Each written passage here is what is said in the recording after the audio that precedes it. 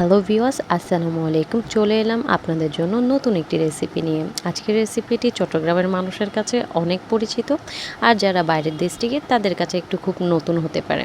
তো আজকের রেসিপি হলো গরুর ঝাল ভুনা। যা করব আমি চট্টগ্রামের ঐতিহাসিক কোয়াবের মাংস দিয়ে, যেটি করা হয় গরুর চর্বি দিয়ে, মাংস ভাজা যেটি থাকে সেটি দিয়ে।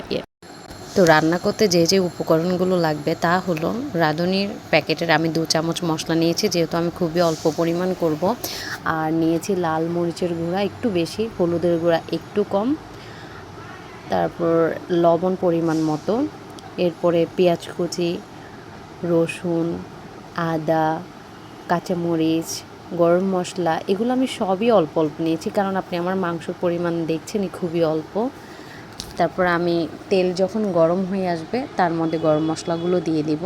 একটু যখন হালকা ভাজা হয়ে যাবে এর উপর দিয়ে দিব পেঁয়াজগুলো হালকা একটু ব্রাউন কালার হয়ে আসলে তার মধ্যে আমি দিয়ে দিব আদা রসুন পেস্ট। এগুলো ভালোভাবে ব্রাউন কালার হয়ে আসলে আমি আস্তে আস্তে এগুলোর মধ্যে মশলা মিশাতে থাকবো। আর মশলাগুলো তো আমি আপনাদেরকে দেখিয়েছি। সব কিছু পরিমাণ মতো দিবেন। আপনারা যে পরিমাণ মাংস রান্না করবেন সেই পরিমাণ মশলা দিবেন। যেহেতু আমি আমার হাজব্যান্ডের জন্য অল্প করে রান্না করছি, আপনারাও সেরকম অল্প করে রান্না করলে এরকম অল্প উপকরণ ইউজ করবেন। আমি এখন যে মশলাগুলো আপনাদেরকে দেখিয়েছি সেগুলো দিয়ে ভালো করে কষিয়ে নিয়েছি। একটা কথা মাথায় রাখবেন, যত ভালো করে কষাবেন তত রান্নাটা ভালো হবে। সেজন্য আমি পানি দিয়ে ঢাকনা দিয়ে ঢেকে দিয়েছি। দেখুন তেলটি উপরে ভেসে উঠেছে। এরপর আমি দিয়ে দিব আমাদের মাংসগুলো। আমি জাস্ট আমার হাজব্যান্ডের জন্য অল্প করে করছি। এটা আমার শাশুড়ি ওর জন্য করে রাখে, কারণ ও কোয়াবের মাংস খুবই পছন্দ করে। সেখান থেকে আমি 2-1 টুকরা কুচি করে জাস্ট ওকে ঝাল ভুনা করে দিই। এই ঝাল ভুনাটা ও খুবই পছন্দ করে।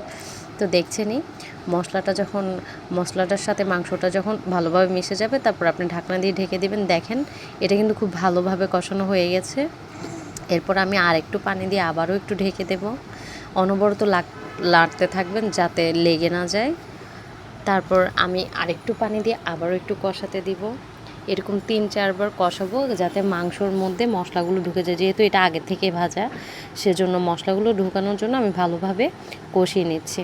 এর মধ্যে আমি 2-3টা রসুন দিয়ে দিয়েছি। এটা অপশনাল, আপনাদের পছন্দ মতো। আপনাদের যদি রসুন খেতে ভালো লাগে তাহলে দিয়ে দিতে পারেন, এটার মধ্যে ফ্লেভারটা অন্যরকম আসে।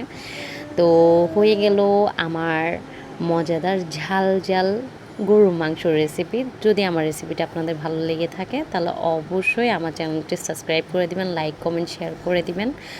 আর আমার রেসিপিটি আপনারা ঘরে ট্রাই করে বলবেন যে আপনাদের কেমন লাগলো। তো ধন্যবাদ, কোনো ভুল হলে ক্ষমা করবেন। আসসালামু আলাইকুম।